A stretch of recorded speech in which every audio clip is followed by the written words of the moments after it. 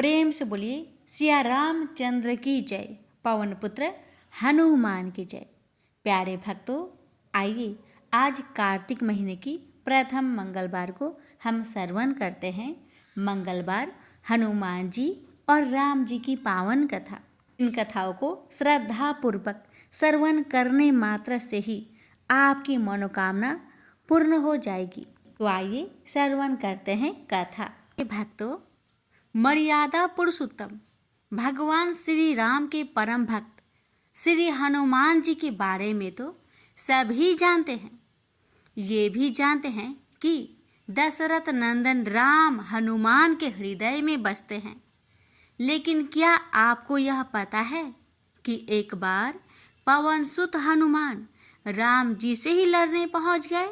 हो सकता है भक्तों, ये कथा श्रवण करके आपको हैरानी होगी, लेकिन यह सत्य है और इस घटना का जिक्र श्री राम कथा में सुनने और पढ़ने को मिलता है। लेकिन इससे भी ज्यादा हैरान करने वाली बात यह है कि पवन सुत जब श्री राम से लड़ने के लिए तैयार हुए तो उन्होंने सौगंध भी मर्यादा पुरुष उत्तम की ही ली। तो आइए जानते हैं कि ऐसा क्या हुआ था कि श्री राम के परम भक्त पवन सुत को उनसे युद्ध करना पड़ा। कथा मिलती है कि एक बार सेमरू पर्वत पर सभी संतों की सभा का आयोजन हुआ। केवर्त देश के राज संकुत भी उसी सभा में सभी संतों का आशीर्वाद लेने जा रहे थे। रास्ते में उन्हें देव ऋषि नारद मिले। राजा सुकंद ने उन्हें प्रणाम किया। इस पर श्री नारद जी ने उन्हें आशीर्वाद देकर यात्रा का प्रयोजन पूछा। राजा सुकंद ने उन्हें संत सभा के आयोजन की बात बताई। इस पर नारद मुनि ने कहा, अच्छा है, संतों की सभा में जरूर जाना चाहिए। ऐसा कहकर सुकंद को जाने का आदेश दिया। सुकंद जैसे ही सभा में जाने के लिए प्रस्थान करने लगे, तैसे ही नारद जी ने उन्हें आवाज दी। इसके बाद कहा कि जिस सभा में जा रहे हो उसमें सभी को प्रणाम करना, लेकिन ऋषि विश्वामित्र का अभिवादन बिल्कुल भी मत करना। इस पर सुकंद ने पूछा कि यह तो उचित नहीं है। तब श्री नारद जी ने कहा कि तुम भी राजा हो, वो भी पहले राजा ही थे, अब संत हो गए हैं, मत करना प्रणाम। राजा सुकंद ने किया भी ठीक वैसा ही। सभा के समाप्त होते ही विश्वामित्र जी श्री राम से मिलने पहुंचे। वहां पहुंचकर उन्होंने बताया कि उनका अपमान हुआ। वह इसे भूल भी जाते, लेकिन यह तो संत परंपरा का अपमान है। राम जी ने पूछा, गुरुजी क्या हुआ? तब विश्वामित्र जी ने कहा कि मेरा अपमान हुआ है। राम जी ने पूछा, किसने किया है? तब विश्वामित्र जी ने पूछा कि जानकर करोगे भी क्या? इस पर श्री राम जी ने कहा कि गुरुजी, आपके चरणों का सौगंध लेकर प्रतिज्ञा करता हूँ, जो सिर आपके चरणों में नहीं झुका है उसे काट दिया जाएगा। कल सुबह में उसका वध करूंगा।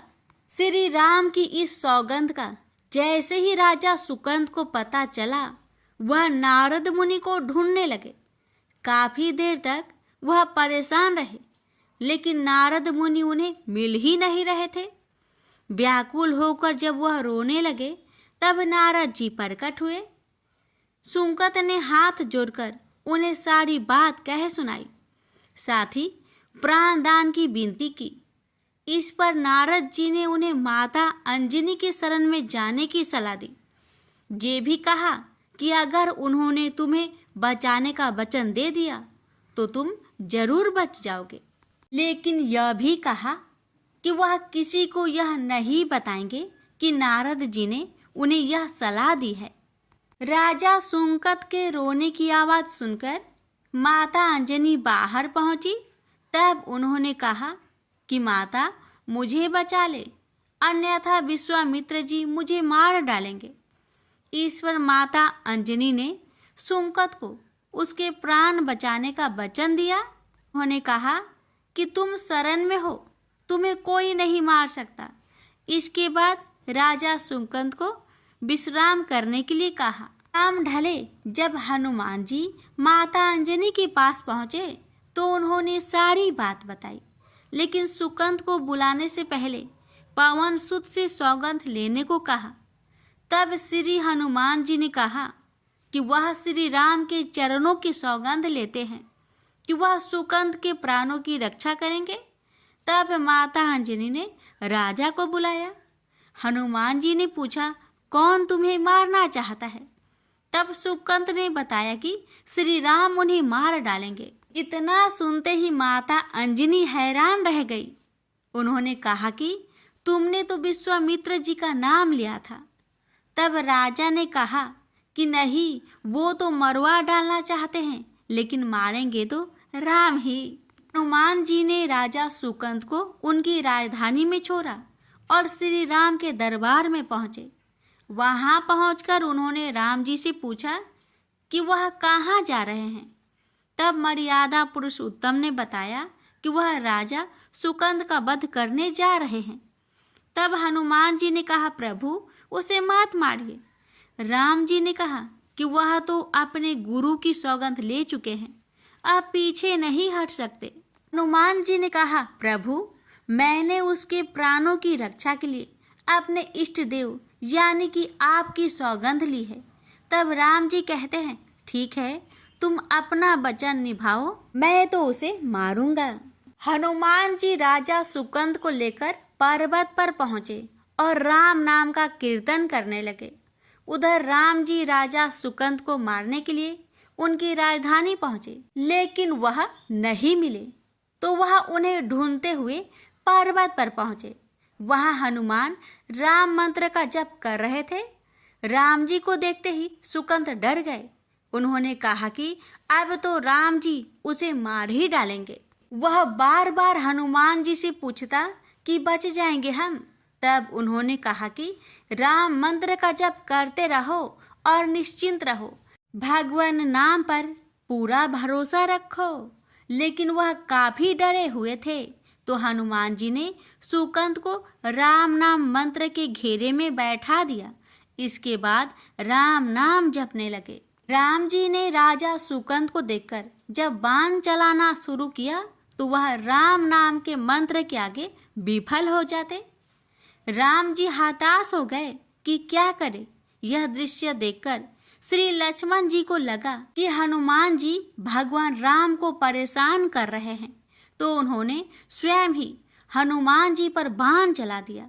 लेकिन यह क्या, उस बाण से पवन सुत के बजाय श्री राम मूर्छित हो गए। यह देखते ही लक्ष्मण जी दौड़ पड़े और देखते ही कि बाण तो हनुमान जी पर चलाया था, लेकिन मूर्छित राम जी कैसे हो गए। तब उन्होंने देखा कि पवन सुत के हृदय में तो श्री राम बसते हैं। राम जी जैसे ही होश में आए, वह हनुमान जी की ओर दौड़ पड़े। उन्होंने देखा कि उनकी छाती से रक्त बह रहा है। वह हनुमान जी का दर्द देख नहीं पा रहे थे। वह बार बार उनकी छाती पर हाथ रखते और आंखें बंद कर लेते। पवन सुत को होश आया तो उन्होंने देखा कि राम जी की आंखें बंद करके हनुमान जी की छाती पर बार बार हाथ रखते हैं, फिर हनुमान जी के सिर पर हाथ फेरते हैं। तब पवन सुत ने सुकंद को पीछे से निकाला और उसे अपनी गोद में बैठा लिया। तभी राम ने फिर से हनुमान जी की माथे पर हाथ फेरा, लेकिन इस बार वहां पवन सुत की जगह राजा सुकंद थे। राम जी मुस्कुराए और हनुमान जी बोल उठे कि नाथ, अब तो आपने इनके सिर पर हाथ रख दिया है, अब तो सब कुछ आपके हाथ में ही है। इसकी मृत्यु भी और जीवन भी आप ही सुकंद की जीवन की रक्षा करें। राम जी ने हनुमान जी से कहा कि जिसे तुम अपनी गोद में बैठा लो, उसके सिर पर तो मुझे हाथ रखना ही पड़ेगा। लेकिन गुरु जी को क्या जवाब देंगे?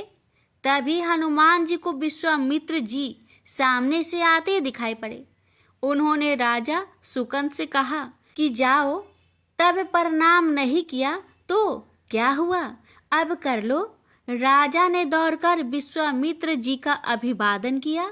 वह भी प्रसन्न हो गए और बोले, राम, इसे क्षमा कर दो। मैंने इसे क्षमा कर दिया, क्योंकि संत का काम मिटाना नहीं बल्कि सुधारना होता है। यह भी सुधर गया है। उन्होंने सुकंद से पूछा कि संत का सम्मान न करने की सलाह तुम्हें किस कुसंग में मिली।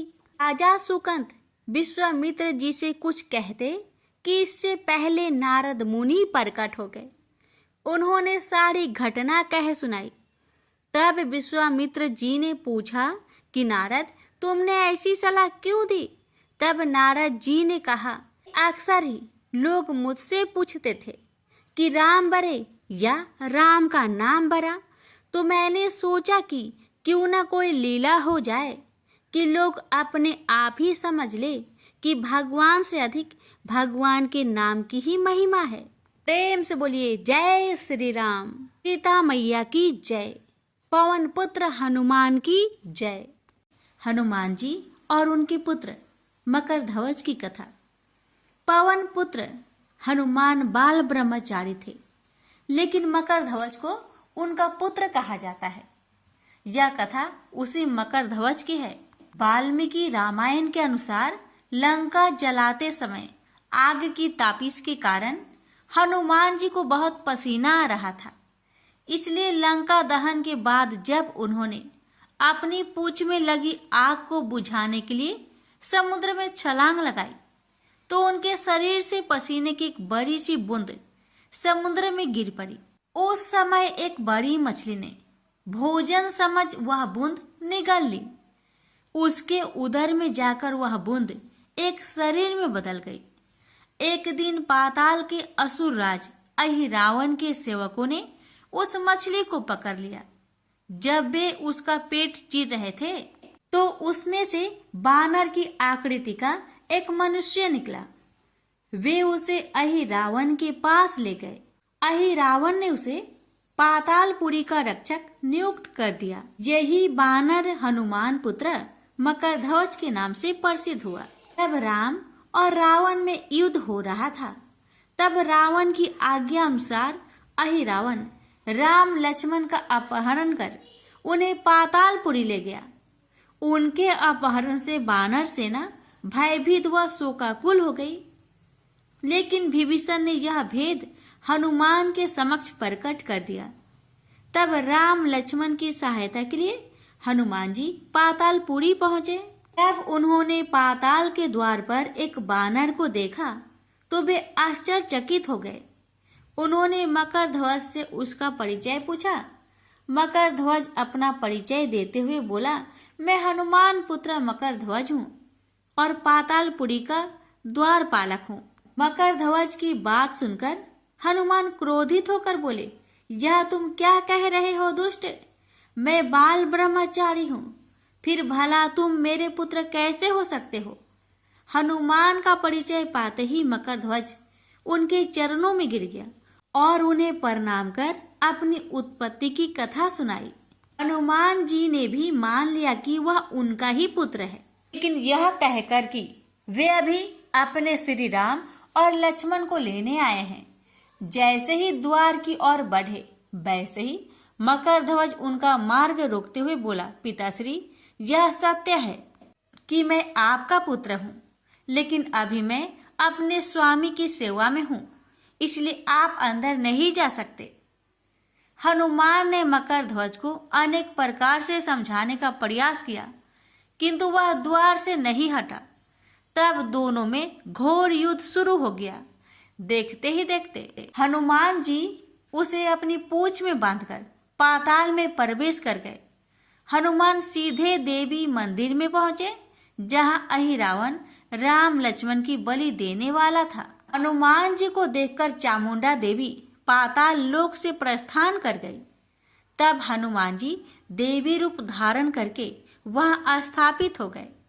कुछ देर के बाद अहिरावण वहां आया और पूजा अर्चना करके जैसे ही उसने राम लक्ष्मण की बलि देने के लिए तलवार उठाई, वैसे ही भयंकर गर्जना करते हुए हनुमान जी प्रकट हो गए और उसी तलवार से अहिरावण का वध कर दिया। उन्होंने राम लक्ष्मण को बंधन मुक्त किया। तब श्री राम ने पूछा, हनुमान, तुम्हारी पूंछ में यह कौन बंधा है? बिल्कुल तुम्हारे ही समान लग रहा है, इसे खोल दो। हनुमान ने मकर ध्वज का परिचय देकर उसे बंधन मुक्त कर दिया। मकर ध्वज ने श्री राम के समक्ष सिर झुका लिया।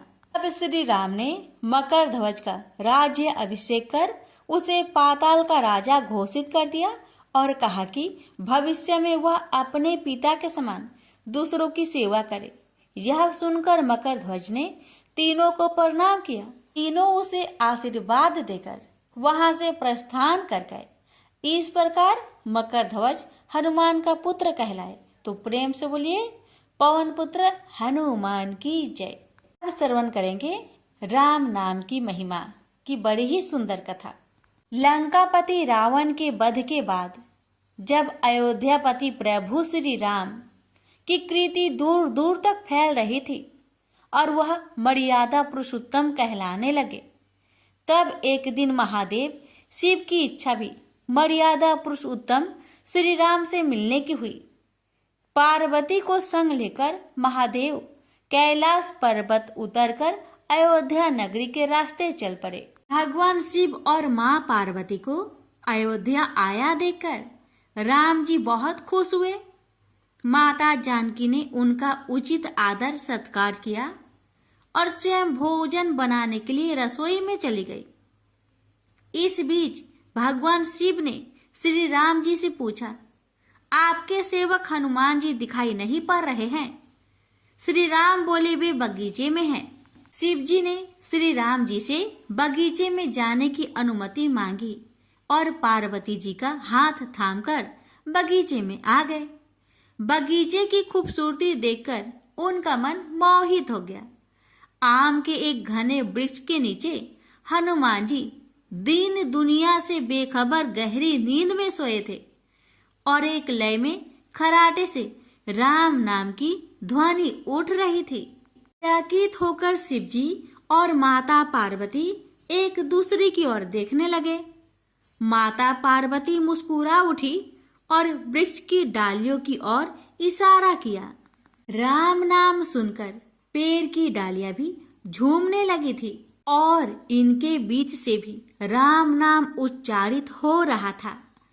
शिव जी इस राम नाम की धुन में मस्त मगन होकर खुद भी राम राम कहकर नाचने लगे। माता पार्वती जी ने भी अपने पति का अनुसरण किया और अपने कोमल पैर थिरकाने लगी। शिव जी और पार्वती जी के नृत्य से ऐसी झनकार उठी कि स्वर्ग लोक के देवतागण भी आकर्षित होकर बगीचे में आ गए और राम नाम की धुन में सभी मस्त हो गए। माता जानकी भोजन तैयार करके प्रतीक्षार्थ थी, परंतु संध्या घिरने तक भी अतिथि नहीं पधारे। तब अपने देवर लक्ष्मण जी को बगीचे में भेजा। लक्ष्मण जी तो स्वयं को श्री राम का सेवक ही मानते थे। अब बगीचे में आकर जब उन्होंने धरती पर स्वर्ग का नजारा देखा तो खुद भी राम नाम की धुन में झूम उठे। महल में माता जानकी परेशान हो रही थी कि अभी तक भोजन ग्रहण करने कोई भी क्यों नहीं आया। उन्होंने श्री राम जी से कहा, भोजन ठंडा हो रहा है, चलिए हम ही जाकर बगीचे में से सभी को ले आए। जब राम जी बगीचे में गए तो वहां राम नाम की धुन मची हुई थी। हनुमान जी गहरी नींद में सोए हुए थे और उनके खराटों से अभी तक राम नाम निकल रहा था। श्री राम भाव विहल हो उठे। राम जी ने हनुमान जी को नींद से जगाया और प्रेम से उनकी तरफ निहारने लगे। हनुमान जी प्रभु को आया देख शीघ्रता से उठ खड़े हुए। नित्य की सभा भंग हो गई। शिव जी खुले कंठ से हनुमान जी की राम भक्ति की सराहना करने लगे। हनुमान जी सकुचाए लेकिन मन ही मन खुश हो रहे थे। श्री सिया राम ने भोजन करने का आग्रह भगवान शिव जी से किया। तभी लोग महल में भोजन करने के लिए चल पड़े। माता जानकी भोजन परोसने लगी। हनुमान जी को भी श्री राम जी ने पंक्ति में बैठने का आदेश दिया। हनुमान जी बैठ तो गए, परंतु आदत ऐसी थी कि राम जी के भोजन करने के उपरांत ही सभी लोग भोजन करते थे। आज श्री राम के आदेश से पहले भोजन करना पड़ रहा था। माता जानकी हनुमान जी को भोजन परोसती जा रही थी, पर हनुमान जी का पेट ही नहीं भर रहा था। सीता जी कुछ समय तक तो उन्हें भोजन परोसती रही, फिर समझ गई इस तरह से हनुमान जी का पेट नहीं भरेगा। उन्होंने तुलसी के एक पत्ते पर राम नाम लिखा और भोजन के साथ हनुमान जी को परोस दिया। तुलसी पत्र खाते ही हनुमान जी को संतुष्टि मिली और वह भोजन खाकर उठ खड़े हुए। भगवान शिव शंकर ने प्रसन्न होकर हनुमान जी को आशीर्वाद दिया कि आपकी राम भक्ति युगों युगों तक याद की जाएगी और आप संकट मोचन कहलाएंगे। प्रेम से बोलिए सिया रामचंद्र की जय। हर हर महादेव। माता पार्वती की जय। हनुमान जी की जय। व्यास जी ने कहा, एक बार नैमिषारण्य तीर्थ में 80,000 मुनि एकत्र होकर पुराणों के ज्ञाता श्री सूत जी से पूछने लगे, हे महामुने, आपने हमें अनेक पुराणों की कथाएं सुनाई हैं। आप कृपा करके हमें ऐसा व्रत और कथा बताइए जिसके करने से संतान की प्राप्ति हो तथा मनुष्य को रोग शोक अग्नि सर्व दुख आदि का भय दूर हो, क्योंकि कलयुग में सभी जीवों की आयु बहुत कम है। फिर इस पर उन्हें रोग चिंता के कष्ट लगे रहेंगे तो फिर वह श्री हरि के चरणों में अपना ध्यान कैसे लगा सकेंगे। श्री सूत जी बोले, हे मुनियों, आपने लोक कल्याण के लिए बहुत ही उत्तम बात पूछी है। एक बार युधिष्ठिर ने भगवान श्री कृष्ण से लोक कल्याण के लिए यही प्रश्न किया था। भगवान श्री कृष्ण और युधिष्ठिर का संवाद तुम्हारे सामने कहता हूँ, ध्यान देकर सुनो। एक समय पांडवों की सभा में श्री कृष्ण जी बैठे हुए थे। तब युधिष्ठिर ने भगवान श्री कृष्ण से प्रश्न किया, हे प्रभु नंद नंदन गोविंद, आपने मेरे लिए अनेकों कथाएं सुनाई हैं। आज आप कृपा करके ऐसा व्रत या कथा सुनाइए जिसके करने से मनुष्य को रोग चिंता का भय समाप्त हो और उसको पुत्र की प्राप्ति हो। हे प्रभु, बिना पुत्र के जीवन व्यर्थ है। पुत्र के बिना मनुष्य नरकगामी होता है।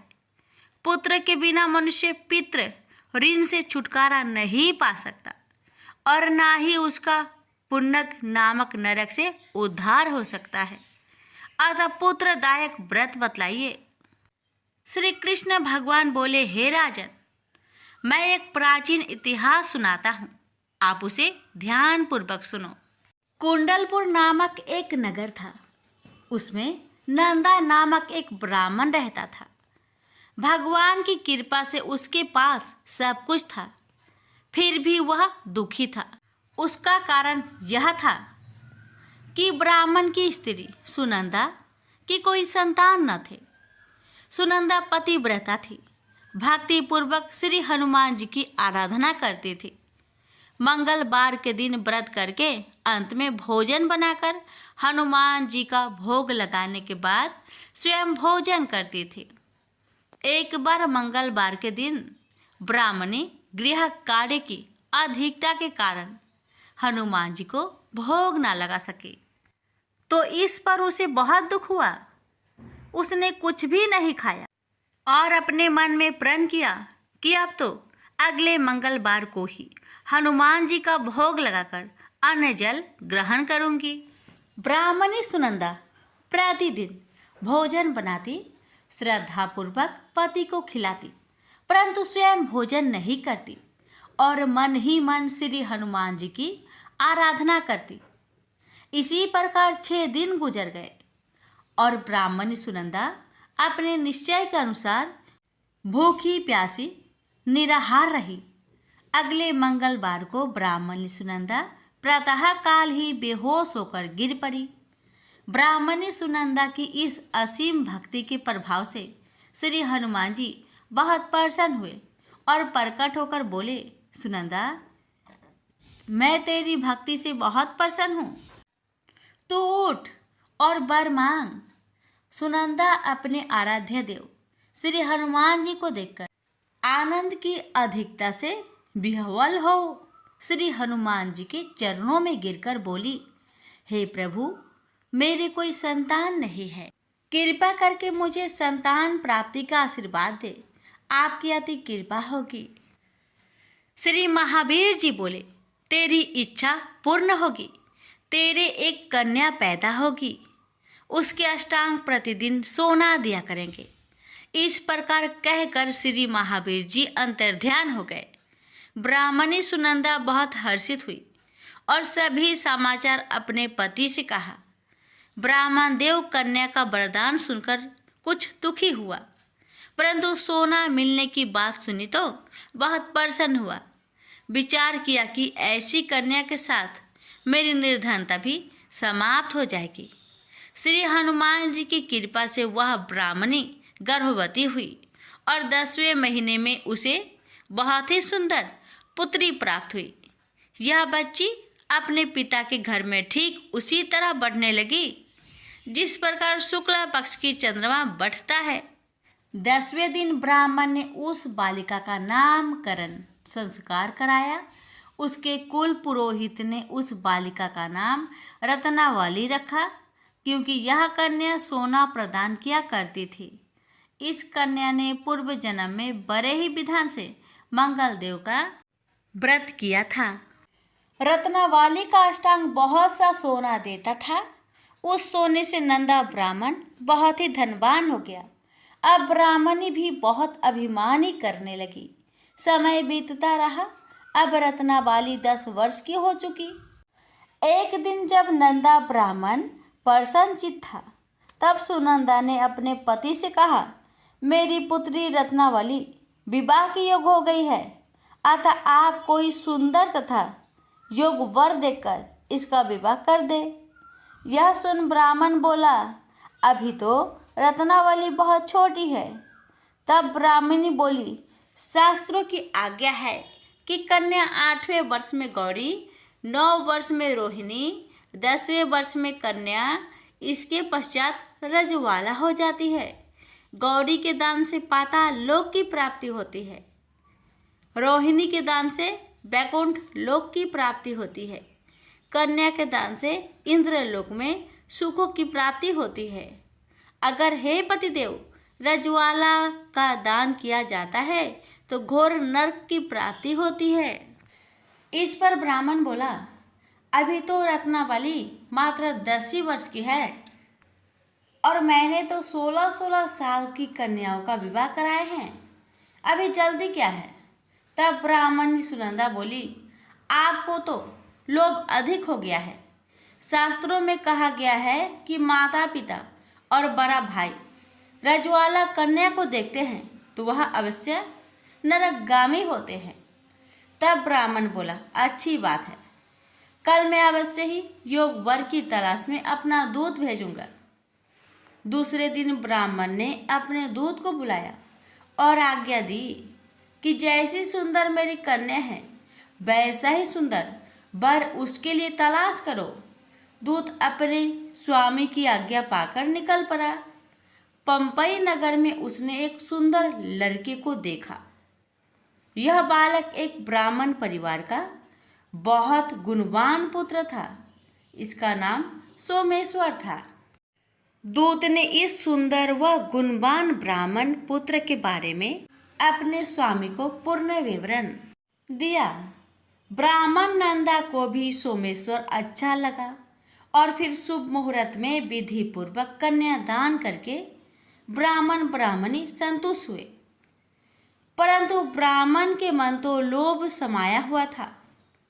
उसने कन्यादान तो कर दिया था, पर वह बहुत खिन्न भी था। उसने विचार किया कि रत्नावली तो अब चली जाएगी और मुझे इससे जो सोना मिलता था वह अब मिलेगा नहीं। मेरे पास जो धन था कुछ तो इसके विवाह में खर्च हो गया और जो शेष बचा है वह भी कुछ दिनों के पश्चात समाप्त हो जाएगा। मैंने तो इसका विवाह करके बहुत बड़ी भूल कर दी है। अब कोई ऐसा उपाय हो कि रत्नावली मेरे घर में ही बनी रहे, अपनी ससुराल ना जावे। लोभ रूपी राक्षस ब्राह्मण के मस्तिष्क पर छाता जा रहा था।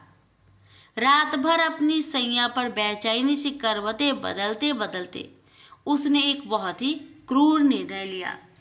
उसने विचार किया कि जब रत्नावली को लेकर उसका पति सोमेश्वर अपने घर के लिए जाएगा तो वह मार्ग में छिपकर सोमेश्वर का वध कर देगा और अपनी लड़की को अपने घर ले आएगा, जिससे नियमित रूप से उसे सोना भी मिलता रहेगा और समाज का कोई मनुष्य उसे दोष भी नहीं दे सकेगा। प्रातःकाल हुआ तो नंदा और सुनंदा ने अपने जामाई तथा लड़की को बहुत सारा धन देकर विदा किया। सोमेश्वर अपनी पत्नी रत्नावली को लेकर ससुराल से अपने घर की तरफ चल दिया। ब्राह्मण नंदा महालोभ के वशीभूत हो अपने मति खो चुका था। पाप पुण्य को उसे विचार न रहा था। अपने भयानक व क्रूर निर्णय को कार्य रूप देने के लिए उसने अपने दूत को मार्ग में अपने जामाई का वध करने के लिए भेज दिया था, ताकि रत्नावली से प्राप्त होने वाला सोना उसे हमेशा मिलता रहे और वो कभी निर्धन ना हो। ब्राह्मण के दूत ने अपने स्वामी की आज्ञा का पालन करते हुए उसके जामाई सोमेश्वर का मार्ग में ही वध कर दिया। समाचार प्राप्त कर ब्राह्मण नंदा मार्ग में पहुंचा और रुदन करते अपनी पुत्री रत्नावली से बोला, हे पुत्री, मार्ग में लुटेरों ने तेरे पति का वध कर दिया है। भगवान की इच्छा के आगे किसी का कोई बस नहीं चलता है। अब तू घर चल, वहां पर ही रहकर शेष जीवन व्यतीत करना। जो भाग्य में लिखा है वही होगा। अपने पति की अकाल मृत्यु से रत्नावली बहुत दुखी हुई। करुण क्रंदन व रुदन करते हुए अपने पिता से बोली, हे पिताजी, इस संसार में जिस स्त्री का पति नहीं है उसका जीना व्यर्थ है। मैं अपने पति के साथ ही अपने शरीर को जला दूंगी और सती होकर अपने इस जन्म को माता पिता के नाम को तथा सास ससुर के यश को सार्थक करूंगी।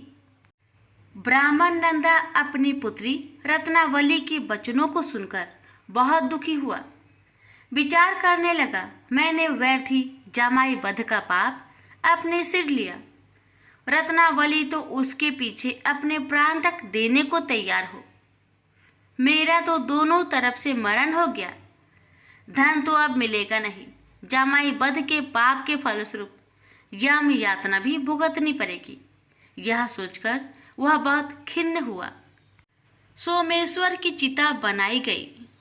रत्नावली सती होने की इच्छा से अपने पति का सिर अपनी गोद में रखकर चिता में बैठ गई। जैसे ही सोमेश्वर की चिता को अग्नि लगाई गई, वैसे ही प्रसन्न हो मंगलदेव वहां प्रकट हुए और बोले, हे रत्नावली, मैं तेरी पति भक्ति से बहुत प्रसन्न हूँ, तू वर मांग। रत्नावली ने अपने पति का जीवन दान मांगा। तब मंगलदेव बोले, रत्नावली, तेरा पति अजर अमर है, यह महाविद्वान भी होगा और इसके अतिरिक्त तेरी जो इच्छा हो वर मांग।